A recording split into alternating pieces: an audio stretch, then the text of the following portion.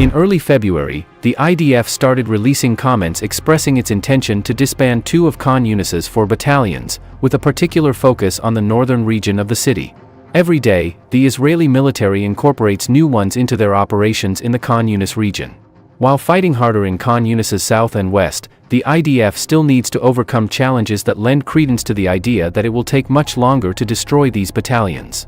The IDF took operational control of most of northern Gaza, including most of Gaza City, in just over 2 weeks. After that, it took the IDF about another month to regain operational authority over the remaining portions of northern Gaza, including Jabalia, Zaytun, and Shajaa, with a pause in the middle of a temporary ceasefire on November 24th to 30th. In Khan Yunis, the IDF is still in the process of eliminating and demolishing all large tunnels and wells. The IDF is currently implementing the best plan in place, advancing methodically and thoroughly in every sector, although it is expected to take time. In addition, the IDF claims that, unlike some locations in northern Gaza where it has spent more time during previous Gaza confrontations, it is unfamiliar with certain regions deep within Khan Yunis. It is well recognized that this results in a longer learning curve for maneuverability and danger perception. The majority of confrontations that have occurred thus far have concerned underground shaft networks and the surrounding environment. In other cases, the IDF traps Hamas terrorists in the tunnels and expels them, giving them a brief window of time to shoot terrorists who emerge from the wells to attack Israeli soldiers. During subterranean operations, the IDF also murdered the battalion commanders of Tuhan Yuni in the northern and eastern districts and detained 5 terrorists from Nukbay for intelligence interrogation. Using all of the IDF's long-range air and ground strike capabilities, they killed perhaps 20 terrorists and their company leaders in another underground attack, he added. In addition, we have captured a great number of terrorists who, when questioned, gave us useful information. Colonel Oded Zeman, the commander of the IDF 55 Brigade, reported that his forces had also killed a great deal of terrorists, built up a substantial amount of terrorist infrastructure both above and below ground, and captured terrorists who had provided crucial intelligence for the ongoing battle against Hamas. The IDF continues to combat Hamas and other Palestinian terrorist organizations in Khan Yunis, southern Gaza. The IDF is conducting deep operations to clear the Khan Yunis region, believed to house an excessive number of terrorist nests and headquarters. In operations in the Gaza Strip during the previous 24 hours, the Israeli armed forces stated on Friday morning that they had hit over 100 terrorist targets, including headquarters, from the air, land, and sea. Israeli forces demolished a number of Hamas military installations, weapon storage facilities, and other infrastructure supporting terrorism.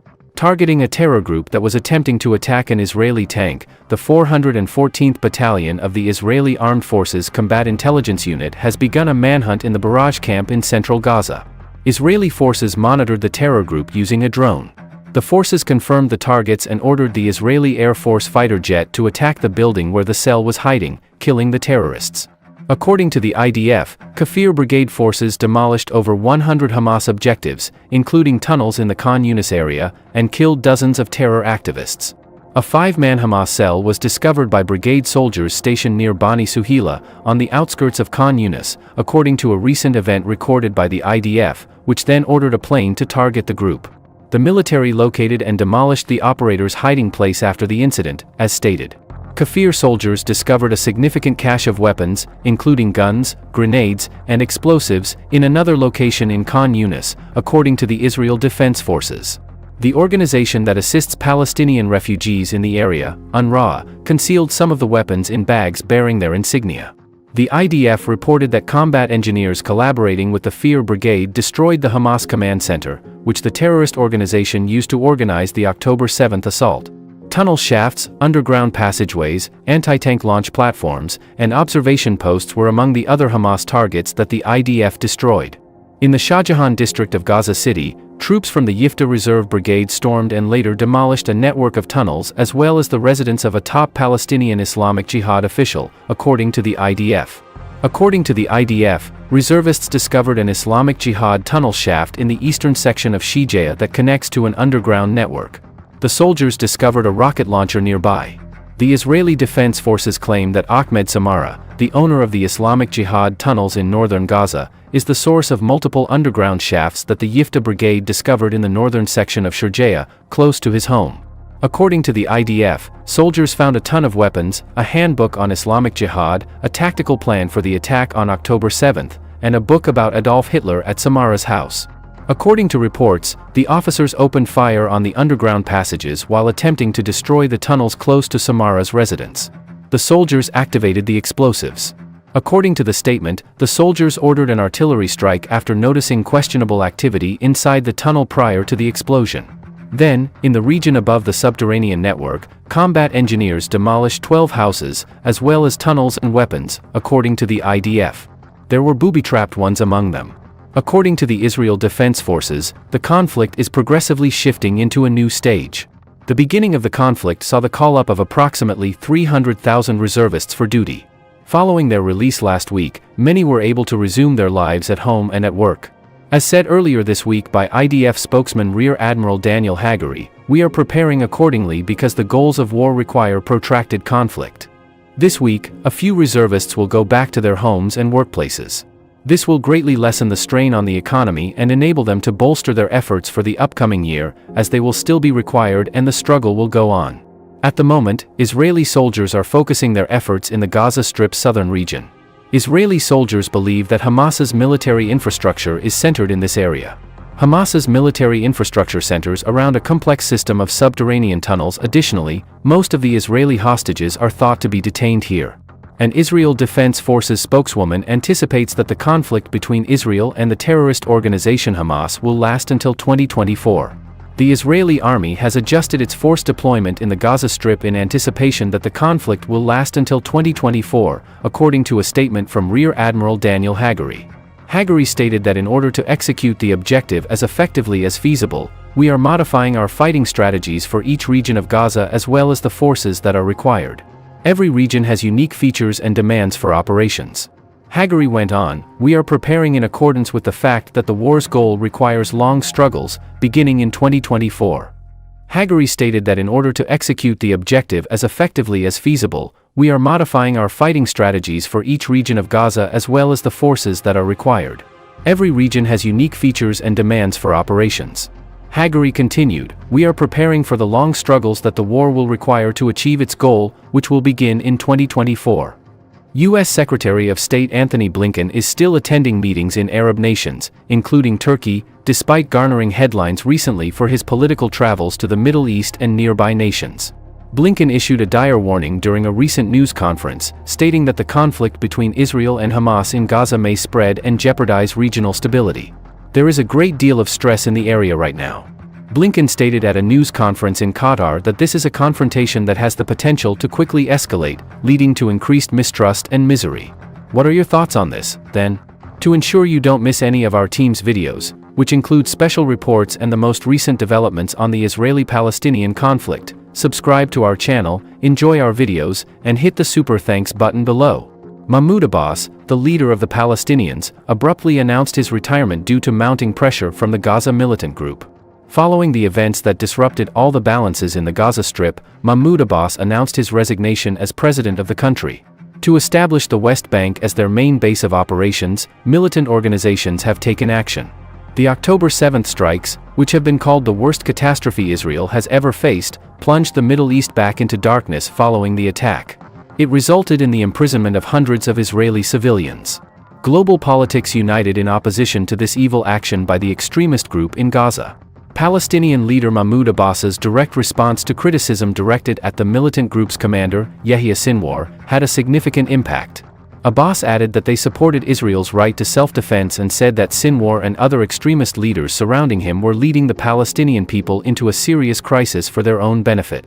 In retaliation, Mahmoud Abbas came under intense pressure from Sinwar, which bills itself as a Mujahideen organization fighting for the rights of the Palestinian people, to send the Palestine Liberation Army into combat against Israel. Sinwar's attempts to neutralize Palestinian leader Mahmoud Abbas, who has not succeeded in attaining his objective despite numerous evil attempts, have raised tensions daily in this process. Abbas's chances of taking action are dwindling daily due to numerous attempts at his assassination. Abbas made an unexpected declaration to put an end to the ongoing conflict between the Israeli and Palestinian peoples, aiming to alleviate the burden of dealing with an increasingly serious and intractable issue. Abbas's recent speech in Ramallah, where he adopted an anti-Israeli posture, took many listeners by surprise. The most intriguing development for those who were listening and could not understand why a leader who had up until now maintained a policy of balance would now abruptly make an anti-Israeli speech occurred at this very moment. Declaring his resignation from President Mahmoud's position, Abbas emphasized that he did so in light of a recent deal with the Gaza authorities. In the near future, the Palestine Liberation Army will declare war on Israel. This abrupt decision, which detonated like a bomb on the global agenda, particularly in the Middle East, took the Palestine Liberation Army soldiers present at the event by surprise. Israeli Defense Minister Yoav Gallant recently stated that the Israeli army is currently engaged in a defense struggle on 7 different fronts. Many individuals were skeptical about including the West Bank on this list of 7 fronts. There have been speculations that terrorist organizations have already declared their control within the Palestinian territories and that Israel will soon be the target of a second large airstrike. The sudden departure of Mahmoud Abbas, the leader of the Palestinian people, sparked these claims. In addition to its operations in Gaza, the deadly group is active throughout the whole Middle East, as is now common knowledge. In spite of this, everyone was of the opinion that the organization that was behaving in an erratic manner, which had previously caused casualties to be inflicted upon the Israeli army, could never again commit a tragedy like the one that took place on October 7th. On the other hand, everything changed when Abbas, the leader of the Palestinians, resigned. By doing so, he was able to gain access to the military stockpiles of the Palestine Liberation Army and the Gaza militant group, which provided them with the opportunity to reorganize in a significantly greater area. They were able to find a location where they could establish communication channels. In addition, Yahya Sinwar and other extremist officials who surround him reap significant benefits from the substantial manpower of the Palestine Liberation Army. This manpower is something that they can use to their advantage in the conflict, and it has been instrumental in the elimination of a significant number of militants. Furthermore, the revelation that Palestinian leader Mahmoud Abbas's resignation was a hoax aimed at extremists in Gaza happened earlier than anticipated. In the West Bank, senior commanders of the armed group that is based in Gaza traveled to the region. One day after Mahmoud Abbas made the announcement that he would be resigning, law enforcement officers from the Palestinian government brought the militant leaders into prison within a few minutes of their scheduled meeting with officials from the Palestinian Liberation Army to discuss the plan for a simultaneous operation.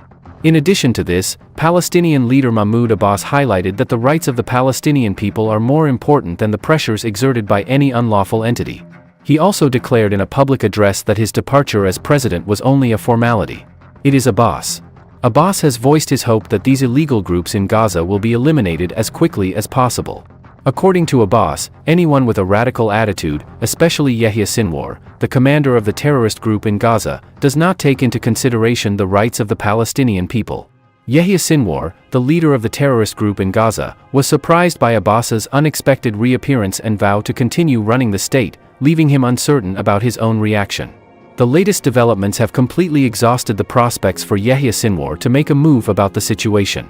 It is well known that Sinwar made an effort to obstruct the activities of the Israeli army in the aftermath of the attacks that occurred on October 7th by bringing the Israeli hostages to the surface. Sinwar took a posture during this time period, asserting that they would emerge victorious from the conflict and that no power could guarantee their exit from Gaza. Sinwar disseminated the propaganda materials through Abu Ubaidah, who served as the military spokesman for the organization. Nevertheless, the Saret Matkal Special Forces unit of the Israeli army carried out hostage rescue operations and subsequently neutralized various terrorist locations, disrupting Sinwar's propaganda. This was due to the fact that the Israeli army recognized how many casualties they had caused during the conflict that lasted for more than 3 months. The Israeli army had exhausted both their ammunition and personnel needed to confront the remaining enemy. The directors of the organization were made aware of the rebels' request for guaranteed ceasefire agreements. The Israeli army's position on this matter has delivered a second shock to the militants in Gaza. On December 1st, the Israel Defense Forces, who had previously stated that they had accepted temporary ceasefire deals, stated that the militant organization in Gaza had earned their trust. In continuation of their earlier declarations, the Israel Defense Forces made this statement. During the time that negotiations were still taking place, the militants broke the truce, and due to the decision to extend the interim ceasefire for an additional week, the fighting resumed. Consequently, given that Yahya Sinwar has stated that they are not interested in a ceasefire, the IDFS's primary purpose at this time is to eliminate him from the situation. As an additional point of interest, they guarantee that they will